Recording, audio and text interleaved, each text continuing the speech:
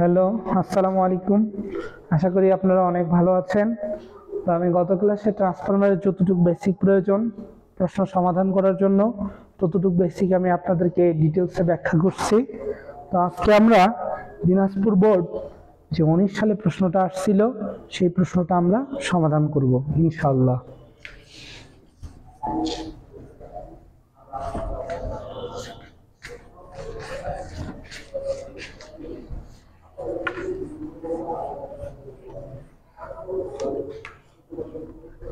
এখন দেখো সমাধান 1 নাম্বার সমাধান করতে যাচ্ছি। তো একটা স্টেপ আপ ট্রান্সফরমারে 220 ভোল্ট সরবরাহ করা হয়েছে।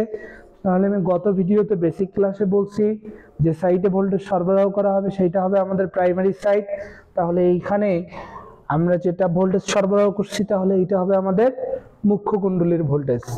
তাহলে মুখ্য কুণ্ডলীর ভোল্টেজ, মুখ্য কুণ্ডলীর বিভব E P equal to 220 volt. 220 volt সরবরাহ করলে 2200 ভোল্ট পাওয়া যায়।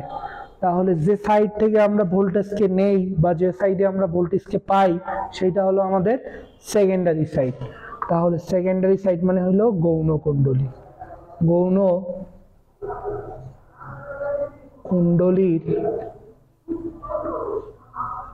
বিভব ইএস ইকুয়াল টু 2200 ভোল্ট। তো আমাদেরকে দেখো যেটা বলছে যে গৌণ কুণ্ডলীর পাক সংখ্যা কত। তো গৌণ কুণ্ডলীর পাক সংখ্যা আমাদেরকে বাইর করতে হবে। দেখো ট্রান্সফরমারটির মুখ্য কুণ্ডলীর পাক সংখ্যা দেয়া আছে। তো মুখ্য কুণ্ডলীর পাক সংখ্যা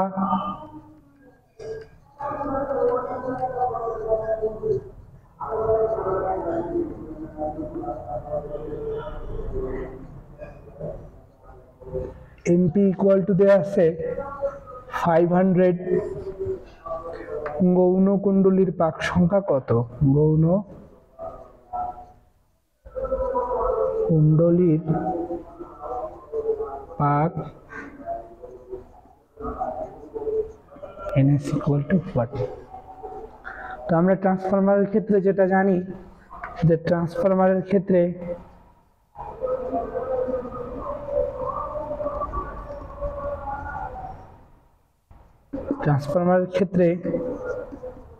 EP divided by ES equal to NP divided by NS। তো আমরা ট্রান্সফরমারের ক্ষেত্রে কিন্তু লং একটা সূত্র জানছিলাম যে EP divided by ES equal to NP divided by NS equal to IS divided by IP equal to root over RP divided by RS।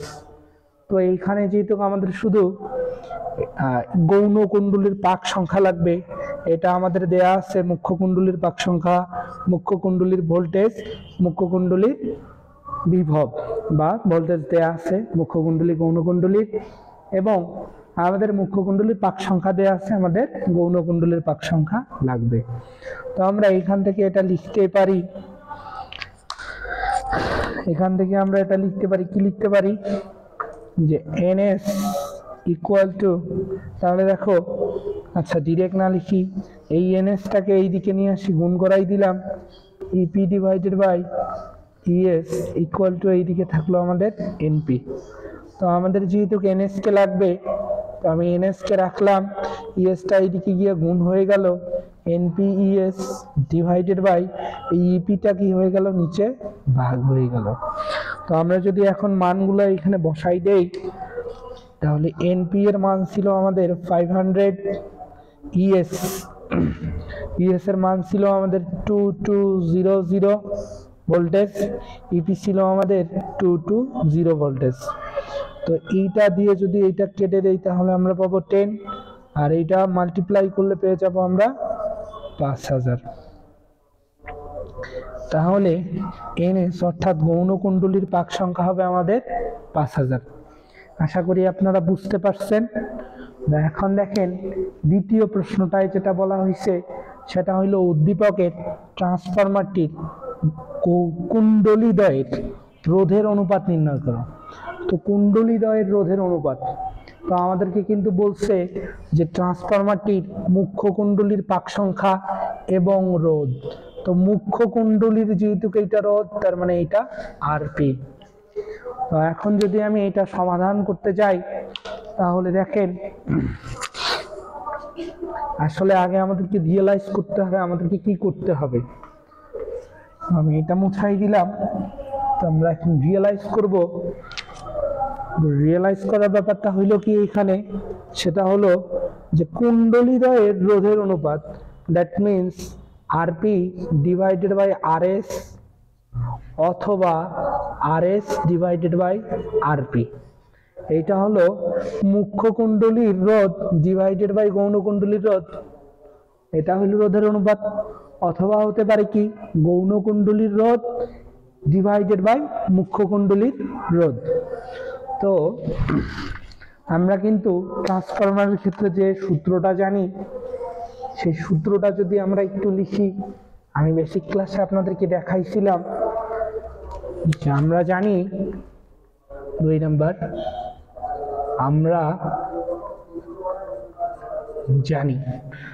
কি জানি ভাইয়া, EP divided by ES equal to NP divided by NS equal to IS divided by IP equal to root over RP divided by RS. তো আমরা এটা ট্রান্সফরমারের ক্ষেত্রে জানি। এখন দেখো ইপি আর ইএস এর মান আমরা জানি, তো এইটার মান আমরা জানি। এখন আমাদেরকে বাইর করতে হবে কাকে, আরপি ডিভাইডেড বাই আরএস অথবা আরএস ডিভাইডেড বাই আরপি। তো এইখানে আমাদের দেয়া আছে যে আরপি ডিভাইডেড বাই আরএস, তো রুটটাকে এইদিকে নিয়ে আসলে আমাদের কি হয়ে যাবে, সেটা স্কোয়ার হয়ে যাবে। সো এখান থেকে আমি লিখতে পারি EP divided by ES equal to root over RP divided by RS. তো এই রুটটাকে যদি এইদিকে নিয়ে আসি, EP divided by ES equal to RP divided by RS, তো এই রুটটা এইদিকে আসলে হয়ে যাবে স্কোয়ার। দেন আমরা যদি মানগুলো এখানে বসাই দেই, RP divided by RS equal to EP divided by ES তার উপর স্কোয়ার। এখন যদি আমরা এখানে মানগুলো বসাই দেই, মানগুলো বসাই দিলে যেটা পাবো সেটা হইল ইপি এর মান আমাদের দেয়া আছে 220, ইএস এর মান দেয়া আছে 2200 তার উপর স্কোয়ার। এইটা যদি এইটা দিয়ে নিচেরটাকে কেটে দেই, নিচেরটা আসবে 10, উপরেরটা আসবে 1। তো তারপর আমরা যদি এইটাকে যদি ক্যালকুলেশন করি ভাইয়া, RP divided by RS equal to হবে 1 ডিভাইডেড বাই 100। দেন এইটাকে আমরা লিখতে পারি RP is to RS equal to 1:100।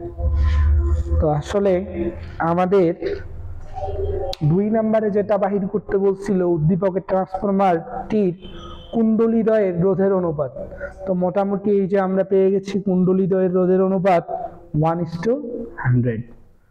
তো আজকে এতটুকুই, দেখা হবে নতুন একটা ভিডিওতে, নতুন একটা বোর্ড প্রশ্ন সমাধান করবে।